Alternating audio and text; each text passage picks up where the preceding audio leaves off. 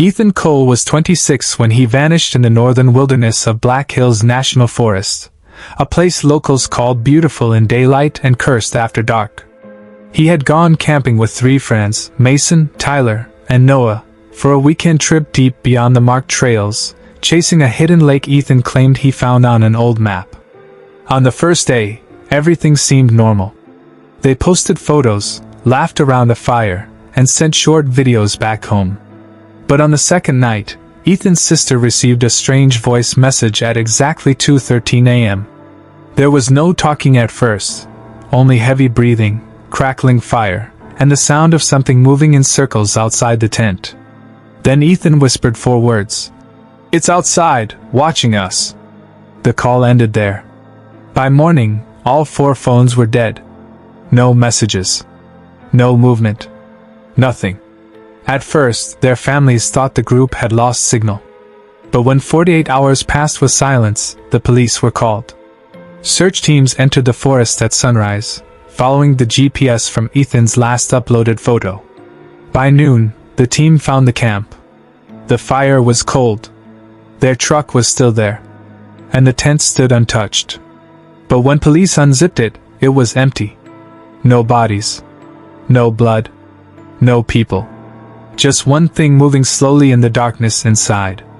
The first officer to unzip the tent was Deputy Harris, a man with 15 years of search and rescue experience in the forests near Black Hills National Forest.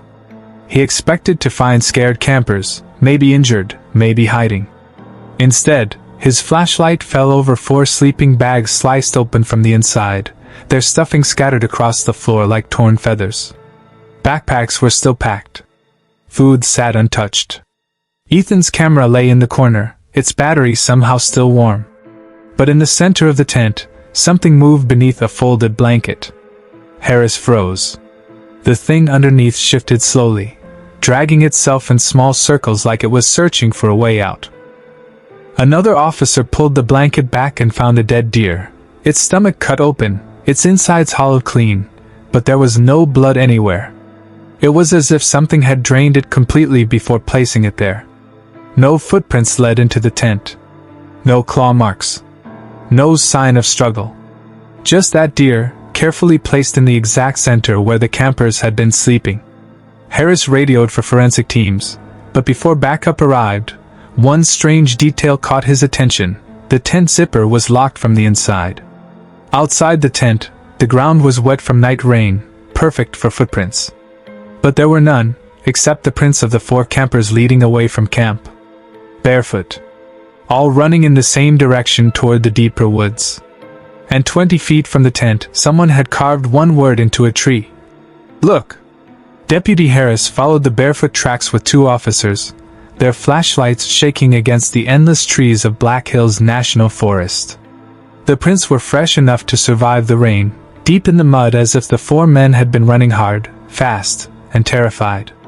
None of them wore shoes. That made no sense. Their boots were still lying neatly outside the tent, untouched, as if they had run out in complete panic without thinking. Harris measured the tracks and confirmed there were 4 separate sets, all matching the missing campers. But after nearly 200 yards, something changed. A 5th set of prints appeared beside them. They were longer, thinner, almost human, but wrong.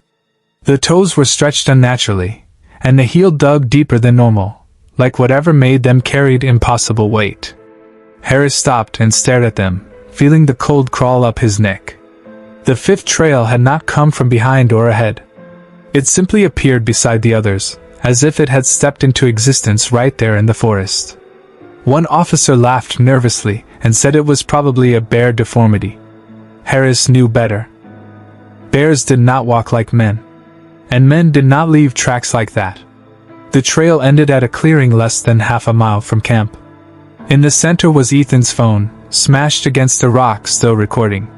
The screen was cracked, but the audio was intact. When Harris pressed play, the forest around them answered with the exact same sound from the recording, heavy footsteps moving somewhere in the trees around them. Deputy Harris picked up Ethan's broken phone with gloved hands, the cracked screen glowing weakly in the gray afternoon light of Black Hills National Forest. The recording had started at 2:11 a.m., only 2 minutes before Ethan's strange voice message to his sister. At first, the audio sounded normal. Quiet whispers, the crackle of fire dying outside, Tyler laughing nervously about hearing footsteps in the woods. Then the mood changed. The laughter stopped. Someone inside the tent whispered, "Did you hear that?" For nearly 20 seconds, there was only silence. Then came the sound, slow footsteps circling the tent, heavy enough to press into the wet earth, but strangely uneven, like one leg dragged behind the other. Ethan's breathing grew sharper. Noah whispered that he could see a shadow through the tent wall, moving against the moonlight. Mason told everyone to stay still. Then something tapped the tent. Once. Twice. 3 times. Not scratching. Not clawing. Knocking. Human-like, deliberate, patient. Harris replayed that part 3 times, each knock sounding too perfect, too controlled. Whatever stood outside knew they were inside. And it wanted them awake. Then the recording captured something worse. A voice came from outside the tent. Calm. Soft. Almost friendly. It said Ethan's name. But Ethan had never told anyone where they were going. The voice should not have known him. And when Harris enhanced the audio later, he realized the voice wasn't outside the tent at all. It was inside.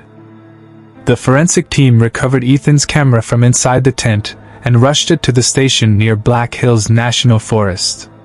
Most of the footage was normal. Hiking trails, laughter by the fire, Tyler throwing stones into the lake they had found beyond the ridge. But the final file was different. It had been recorded just before the phone audio began. Deputy Harris watched it alone in the evidence room. The video opened inside the tent, the camera resting low beside Ethan's sleeping bag. Mason was asleep. Noah was scrolling through his phone. Tyler kept staring at the tent wall like he had heard something outside. At first, Harris saw nothing unusual. Then the tent fabric moved inward, slowly pressing as if someone, or something, was leaning against it from the outside. Tyler noticed it first. He froze and whispered for Ethan to wake up. The camera shook as Ethan reached for it. The tent wall pressed inward again, harder this time, stretching the fabric in the shape of a human face. A nose. A mouth. Hollow eye sockets. It stayed there, unmoving, like it was listening to them breathe. Harris paused the footage, zooming in. The shape looked almost human, but the proportions were too long, too narrow, too wrong. Then the face smiled. The fabric stretched with it. And from outside came Ethan's own voice saying, "Open the tent." But Ethan was holding the camera inside. That was when the screaming started, and the footage ended. When Deputy Harris reviewed Ethan's belongings, he found a map that had led the 4 friends into Black Hills National Forest. It wasn't modern. The paper was yellowed, brittle at the corners, and marked with hand-drawn trails that no longer existed on any official park record. Ethan had bought it weeks earlier from an old antique shop outside town, believing it showed a forgotten lake hidden deep beyond the northern ridge. But when Harris compared it with park archives, he found something disturbing. The lake was real, but it had been removed from public maps after 1978. Harris dug deeper and uncovered an old incident report. That same year, 6 hunters had disappeared near the lake without explanation. Their camp was found exactly like Ethan's, tent untouched, supplies left behind, no bodies. And in the center of their tent, police had found a dead animal with its insides missing. The files had been buried, sealed under wildlife attack. But Harris noticed one detail the reports didn't explain. Every victim had fled barefoot into the forest. The same pattern. The same fear. The same impossible escape. At the bottom corner of Ethan's map, written in faded ink, were 6 words. "It copies the voice before it feeds." Harris stared at the sentence, feeling his hands go cold. Then he looked at the camera footage again and realized something worse. The thing outside the tent had not just copied Ethan's voice. It had copied Tyler's laughter hours before anyone heard it. By dawn, Deputy Harris and the search team followed Ethan's old map deeper into Black Hills National Forest, tracing the hidden trail toward the forgotten lake. The forest changed as they moved north. The trees grew tighter, taller, blocking out the morning light until the path felt like twilight. Radios crackled with static. Compasses spun for seconds at a time before settling. Harris kept telling himself it was bad equipment, but every officer felt it, the heavy silence, like the forest was listening. After 2 hours, they found signs the missing campers had passed through. Torn pieces of Tyler's jacket hung from branches. Noah's backpack was half buried in mud, still zipped, with his wallet untouched inside. Nobody runs from danger and leaves everything behind unless the fear is bigger than survival.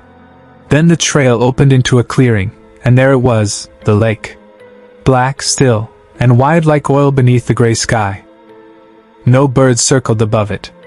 No insects touched the water. It looked dead. On the shore, Harris found something carved into the wet earth in shaky lines. "Don't let it speak." The writing matched Ethan's handwriting from the map notes. That meant at least one of them had made it this far alive. Near the shoreline, officers found 4 sets of barefoot prints circling the lake, and that same 5th set beside them.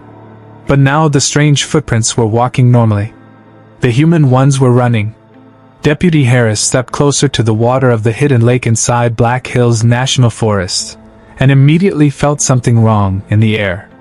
It wasn't just silence anymore, it was pressure. Like the lake itself was holding its breath. The surface was perfectly still, but not reflective in a normal way. It didn't mirror the sky or the trees.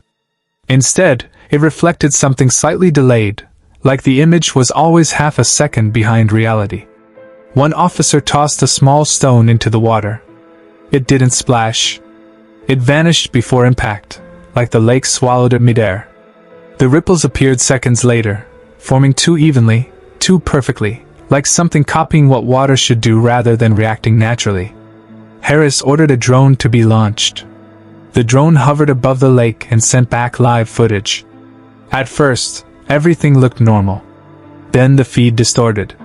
In the distortion, Harris saw shapes under the surface, not fish, not debris, but silhouettes standing upright, facing upward as if waiting. The drone camera zoomed in automatically, and every officer watching saw the same thing. One of the shapes looked like Ethan. Harris froze the footage frame by frame. The shape wasn't moving. It wasn't drowning. It was standing beneath the water, as if the lake wasn't liquid at all, but a sealed surface holding something in place. Then the drone feed cut out. When it restarted, the lake's surface showed no shapes anymore. Only reflections of the officers watching it. The drone failure forced Deputy Harris to move closer to the edge of the lake inside Black Hills National Forest. The water remained unnaturally still, like a sheet of black glass separating their world from something underneath. No wind disturbed it. No insects touched it. Even the birds had stopped calling hours ago. Harris ordered silence. The team obeyed, and in that silence they all heard it, a faint sound rising from beneath the lake. At first it was mistaken for water shifting deep below, but it slowly formed into something more structured. Breathing. Not one breath, but several, overlapping each other, like multiple people inhaling in sync. One officer stepped back and whispered that they should leave immediately. Harris didn't move. He stared at the center of the lake where the water began to ripple without reason. Not outward from impact, but inward, as if something below was pushing up from the bottom. Then came a sound that froze everyone in place, Ethan's voice. Clear. Calm. Close. It said, "We're still here." But the radio confirmed Ethan's voice had been recorded nearly 48 hours earlier. Then the water rose slightly, forming a small dome at the center of the lake. Inside it, something moved, slow, deliberate, like it was testing the surface. And from beneath the water, all 4 missing campers' voices spoke at once, repeating the same words. "Don't let it out." By late afternoon, the search team had sealed the perimeter around the lake in Black Hills National Forest. But no one felt like they were in control anymore. The lake had gone still again, as if nothing had happened, but every officer had heard it. The voices. The breathing. The warning. Back at the mobile command unit, Deputy Harris reviewed the recovered drone backup file again. This time, There was something new inside the corrupted footage, frames that hadn't been there before. In them, the camera showed the 4 campers standing on the lakeshore. Ethan, Mason, Tyler, Noah. Alive. Motionless. All facing the water. But the timestamp was wrong. It showed the recording had been captured 2 hours in the future. Harris leaned closer, replaying it again and again. In every version, the same thing happened. Ethan slowly turned his head toward the camera, even though no one was holding it, and said, "It already knows you're here." Then the image cut to black. But the audio continued for 3 more seconds. Something breathing directly into the microphone. Outside the command unit, one of the officers suddenly shouted. His radio had picked up a live transmission from Ethan's phone again. The same phone that was smashed earlier. The signal was coming from inside the lake. The transmission grew stronger as night approached over Black Hills National Forest. Every radio in the search perimeter began picking up the same frequency, even devices that were powered off. At first it was static. Then came fragments of conversation, breathing, footsteps, and faint instructions being spoken in overlapping voices. Deputy Harris ordered a full sweep of the equipment, but there was no external signal source. The transmission was not being sent from a device. It was simply present, like it existed in the air itself.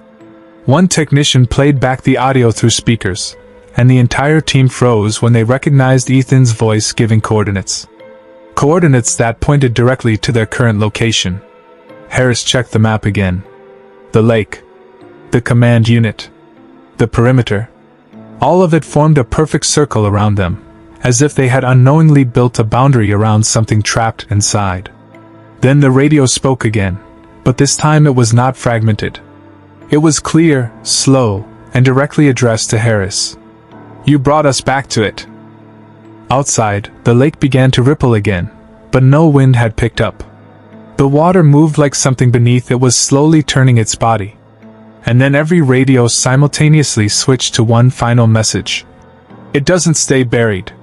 It learns your sound." The final hours in Black Hills National Forest felt less like a search operation and more like containment. Deputy Harris ordered all non-essential personnel to fall back from the lake, but no one truly left the perimeter. Even at a distance, the radios kept speaking in that same broken rhythm. Breathing, then silence, then voices that sounded like people they knew. One officer swore he heard his own wife's voice calling his name through the static.